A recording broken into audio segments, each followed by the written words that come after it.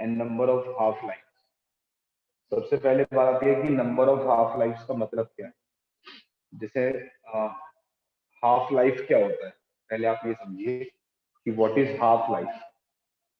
किसी भी अगर रेडियो एक्टिव न्यूक्लियाई की हम हाफ लाइफ की बात करते हैं तो इसका मतलब क्या है।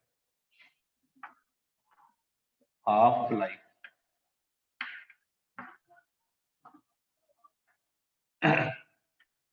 हाफ लाइफ को T1/2 से रिप्रेजेंट करते हैं।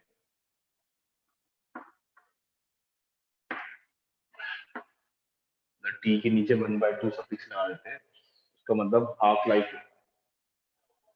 तो हाफ लाइफ होता क्या है, हाफ लाइफ का मतलब ये होता है कि एक ऐसा टाइम जिस टाइम पर जो नंबर ऑफ न्यूक्लियाई है वो स्टार्टिंग वाले न्यूक्लियाई का आधा रह जाते हैं, हाफ रह जाते हैं। तो उस टाइम को हम क्या बोलते हैं, हाफ लाइफ। जैसा हमें पता है कि के का फॉर्मूला, सॉरी, लैम्डा का फॉर्मूला होता है 2.303 अपॉन टी लॉग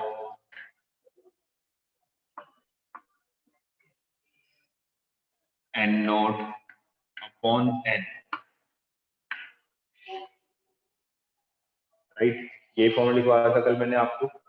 यहाँ लैम्डा होता है डिसइंटीग्रेशन कांस्टेंट, एन नोट होते हैं इनिशियल न्यूक्लियाई, और एन का मतलब होता है कितने न्यूक्लियाई बचे रहे हैं। ठीक है, अभी मैं ये टॉपिक पढ़ा रहा हूँ आपको हाफ लाइफ, उसे रहने दो ऊपर वाले, वो बाद में कराऊंगा अभी थोड़ी देर में।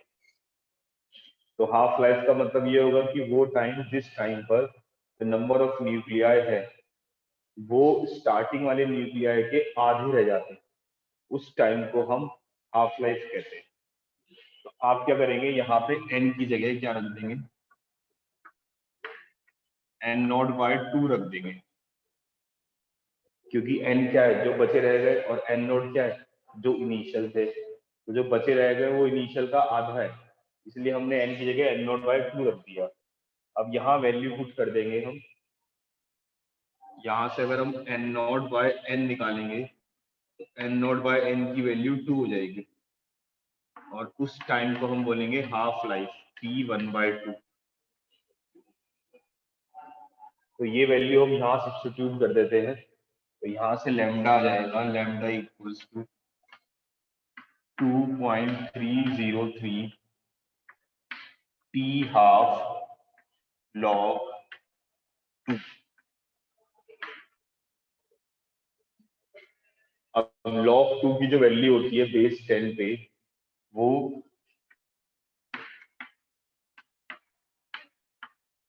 0.3010 होती है अपॉन टी हाफ। जब इसको इससे मल्टीप्लाई करेंगे तो इसके बाद सॉल्व करने के बाद हमारे पास रिलेशन आ जाएगा lambda equals to 0.693 upon T half, और you can say T half is equals to 0.693 upon lambda.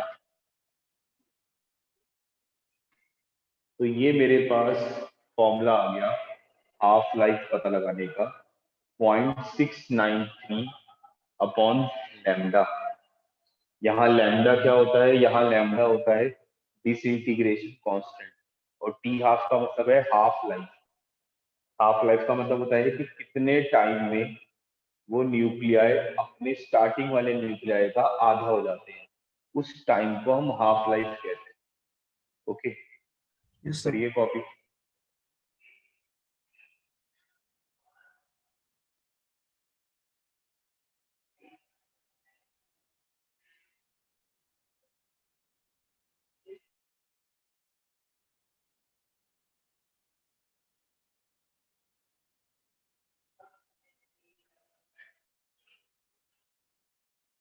Done sir.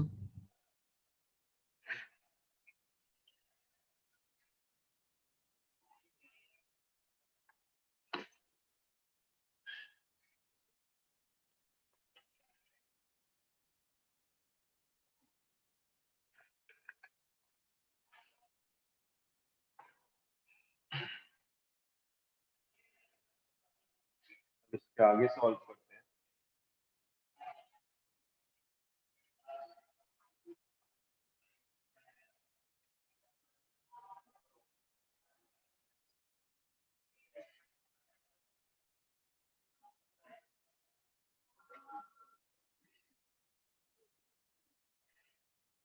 अब इस रिलेशन पे आते हैं, relation between the number of undecay nuclei and the number of half life small N. इस रिलेशन को देखते हैं। तो सबसे पहली बात, यहाँ पर आप देखिए नंबर ऑफ हाफ लाइफ का मतलब क्या है। नंबर ऑफ हाफ लाइफ का मतलब ये है कि जैसे आप सपोज करिए कि हाफ लाइफ जो है, सपोज करें वो 10 साल की है। इसका मतलब ये है कि 10 साल बाद जो नंबर ऑफ न्यूक्लियाई बचे हुए होते हैं वो शुरुआत वाले न्यूक्लियाई का आधा हो जाते हैं, जिसे हम हाफ लाइफ कहते हैं। अब मान लीजिए टोटल साल 50 साल हो गए और हाफ लाइफ 10 साल की है, तो 50 साल में वो जो हाफ लाइफ 10 साल की है वो कितनी बार आई।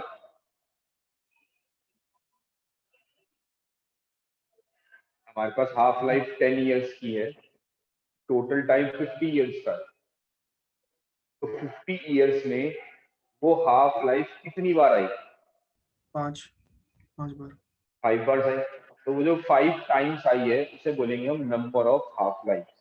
मतलब नंबर ऑफ हाफ लाइफ निकालने का जो फॉर्मूला होता है हमारे पास, वो टोटल टाइम, जितना भी हमें टोटल टाइम दे रखा है, जैसे 50 साल दे रखे हैं, उसको हाफ लाइफ से डिवाइड कर देंगे। इससे हमें नंबर ऑफ हाफ लाइफ मिल जाएंगी कि कितनी हाफ लाइफ है। ठीक है।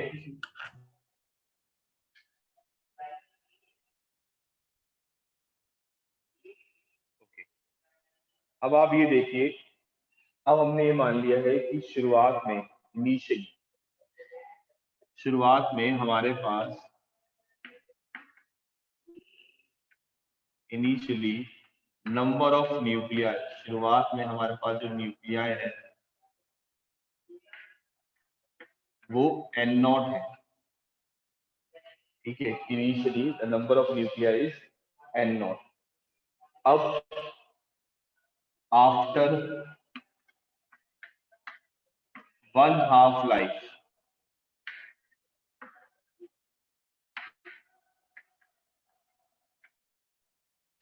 जब एक हाफ लाइफ हो गई, मतलब जब 10 साल बीत गए, तो नंबर ऑफ न्यूक्लियाई कितने हो जाएंगे। नंबर ऑफ न्यूक्लिया हो जाएंगे एन नॉट बाई 2। स्टार्टिंग वाले न्यूक्लिया का क्या हो जाएंगे, आधा हो जाएंगे, इट बिकम्स हाफ। क्योंकि हाफ लाइफ का मतलब क्या होता है कि वो टाइम, जिस टाइम पर नंबर ऑफ न्यूक्लिया जो होंगे वो अपने पहले वाले न्यूक्लिया क्या हो जाएंगे, आधा हो जाएंगे। तो हम एन को एन नॉट बाई 2 लिख सकते हैं। Is it right? Yes sir. इसी तरीके से अगर मैं आपसे बोलता हूं आफ्टर 2 हाफ लाइफ,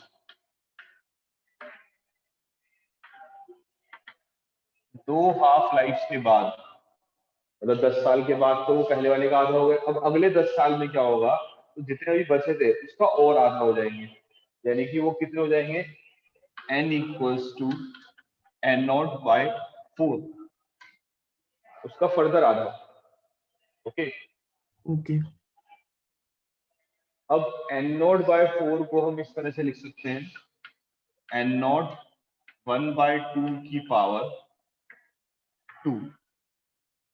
1/2 का स्क्वायर क्या होगा, 1/4 होगा। 1/2 का स्क्वायर 1/4 होने के बाद ऐसे हो जाएगा। ये 2 हाफ लाइफ के बाद की बात है। इसी तरीके से अगर मैं 3 हाफ लाइफ की बात करता हूँ,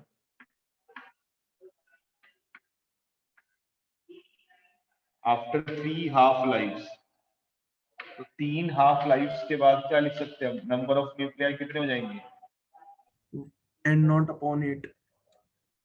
एन नॉट अपॉन 8, बिल्कुल सही। यानी कि मैं इसे लिख सकता हूँ एन नॉट 1/2 की पावर 3 क्यूब। 1/2 का क्यूब करेंगे तो 1/8 आएगा। तो इस तरह से हम ये कहते हैं कि अगर हमारे पास n हाफ लाइफ हो गई है after n half life,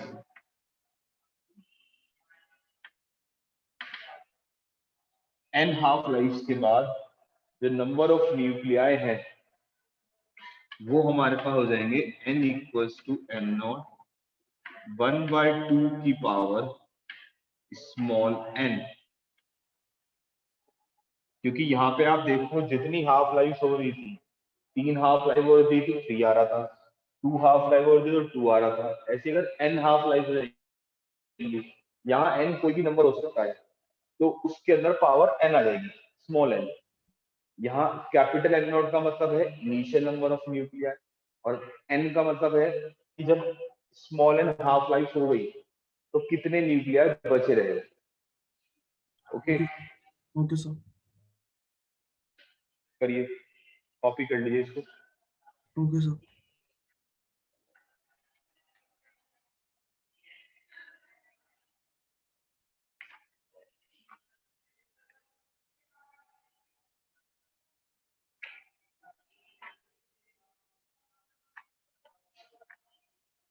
done sir.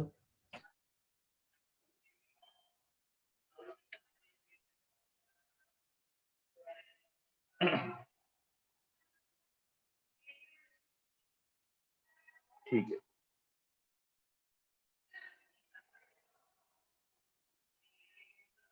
Next हम पढ़ते हैं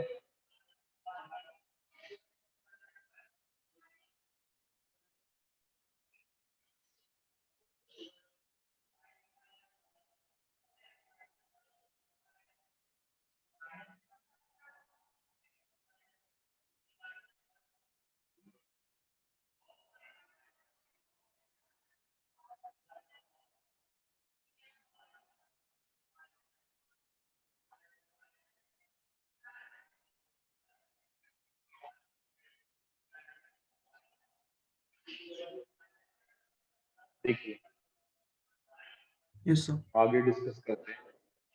ओके आगे हम पढ़ते हैं एक्टिविटी।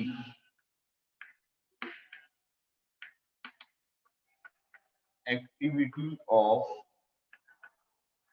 Radio active substance.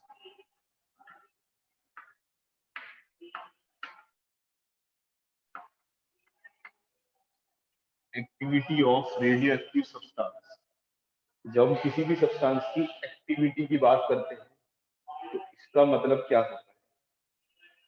इसका मतलब ये होता है कि जो उसके न्यूक्लियाई टूट रहे हैं वो कितनी तेजी से टूट रहे हैं, उनके टूटने की स्पीड क्या है। मतलब जो हम बोलते हैं रेट ऑफ डिसइंटीग्रेशन, कि कितने न्यूक्लियाई टूटे एक सेकंड में, उसे एक्टिविटी बोला जाता है। Okay sir. यानी कि E इक्वल्स टू होता है माइनस dN/dt। ये जो माइनस dN/dt है इसे एक्टिविटी कहते हैं। जैसे आपके केमिस्ट्री में होता है रेट ऑफ रिएक्शन, उस रेट ऑफ रिएक्शन का यहाँ नाम एक्टिविटी बनाया गया। Okay, okay sir. अब इस एक्टिविटी की यूनिट क्या होती है? इस एक्टिविटी की यूनिट होती है जो ऐसा यूनिट होती है दैट इज बैकवेरल। बैकवेरल को BQ से रिप्रेजेंट करते हैं। ऐसी एक यूनिट होती है रदरफोर्ड। Rutherford, one Rutherford. अच्छा, एक बैकवेरल का मतलब होता है 1 डीके पर सेकंड, मतलब 1 सेकंड में 1 न्यूक्लियाई टूट रहा है। तो न्यूक्लियाई की कोई यूनिट तो होगी, तो उसे तो गिनती से बताएंगे कि भाई 1 डीके हो रहा है 1 सेकंड। Okay sir. ऐसी रदरफोर्ड है, one Rutherford equals to 10⁶ decay per second. ये अलग से यूनिट है, ये तो मेन है, स्टैंडर्ड यही है, ये अलग से। फिर इसी तरह से आता है curie. 1 curie equals to 3.7 into 10 to the power 10 decay per second। ये एक्टिविटी की तीसरी यूनिट है। Okay sir.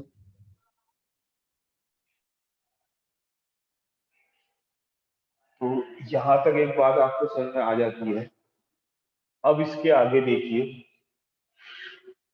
याद करिए जब हमने डीके लॉ पढ़ा था तो हमने ये कहा था डीके लॉ में कि माइनस dn अपॉन dt जो होता है that is proportional to n, वो n के डायरेक्टली प्रोपोर्शनल होता है। Okay sir. इसका मतलब ये है कि जो एक्टिविटी है वो n के डायरेक्टली प्रोपोर्शनल है, क्योंकि इसका मतलब एक्टिविटी ही है dn अपॉन dt का मतलब। Okay sir. दैट मीन्स हमारे पास यहाँ पर जैसे n का फॉर्मूला था n equals to n naught 1/2 की पावर स्मॉल n था, हम उसे एक्टिविटी की टर्म में भी लिख सकते हैं a equals to a naught 1/2 की power small n।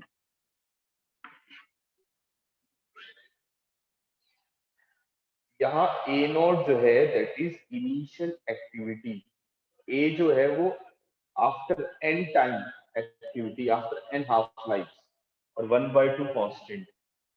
Okay sir.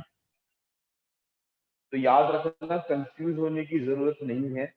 Lambda constant रहता है पूरी जिंदगी में, लैम्डा नहीं बदलेगा, हाफ लाइफ नहीं बदलेगा, लेकिन जो एक्टिविटी है वो बदलती रहेगी। एक्टिविटी मतलब वो कितने न्यूक्लियाई तोड़ रहा है पर सेकंड में, वो बदलते रहेंगे। वो डिपेंड करेंगे कि शुरुआत में कितने थे। अगर पहले 10 लाख थे तो एक्टिविटी अच्छी खासी होगी। अगर फिर वो टूटते टूटते 5,000 रह गए तो 5,000 के बाद जो एक्टिविटी होगी बेकार होगी। ठीक है। Yes sir.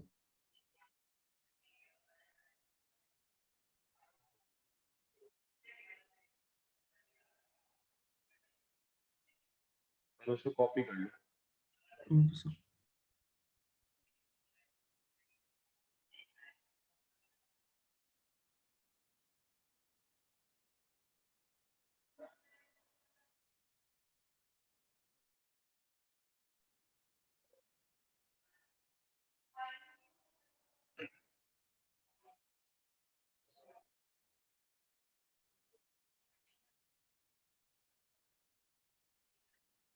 Done sir. हो गया। Yes sir. चलिए इसको फिर मैं रफ कर देता हूँ।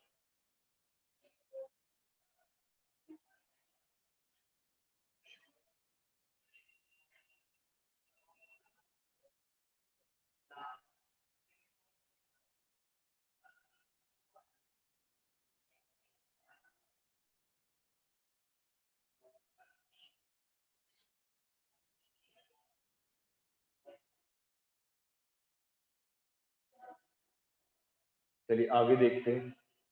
आगे हम पढ़ते हैं व्हाट इज डिसइंटीग्रेशन कांस्टेंट।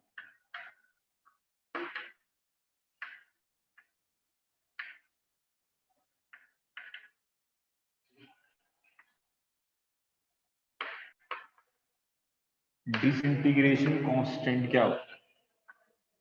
इसको हम लैम्डा से रिप्रेजेंट करते हैं। तो डिसइंटीग्रेशन कांस्टेंट को डिफाइन करने के लिए फॉर्मूले की हेल्प से डेफिनेशन दी गई। ठीक है, वैसे तो मैं अगर आपको रिलेट करूं तो बिल्कुल ये रेट कांस्टेंट की तरह है, और ये हमेशा कांस्टेंट रहता है किसी भी रेडियोएक्टिव मटेरियल के लिए। अगर यूरेनियम के लिए आपने कह दिया कि भाई लैम्डा इतना है तो वो इतना ही रहेगा। अब इसे डिफाइन कैसे करा गया? इसे डिफाइन करने के लिए फॉर्मूले से हेल्प की डेफिनेशन बनाई गई। जैसे हमने कहा कि n equals to n naught e की पावर माइनस लैम्डा t है।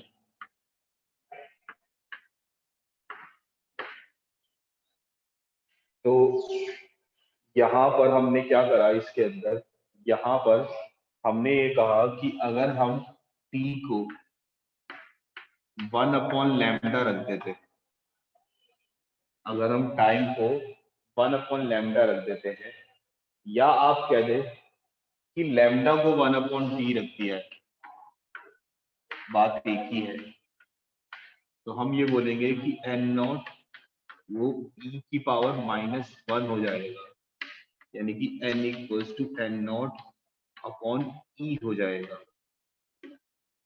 तो इसी को इन्होंने क्या करा, थ्योरी की फॉर्म में लिख दिया कि it is the reciprocal of the time. ये टाइम का रेसिप्रोकल है, जिस टाइम पर जो नंबर ऑफ न्यूक्लियाई है वो अपने स्टार्टिंग वाले न्यूक्लियाई का 1 अपॉन ई टाइम्स रह जाते हैं। Okay sir. Okay, yes sir. लिख लो, बोल देता हूँ definition. It is the reciprocal of the time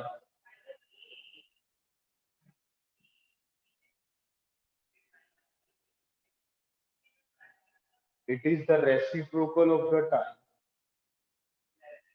yes sir. after which the number of nuclei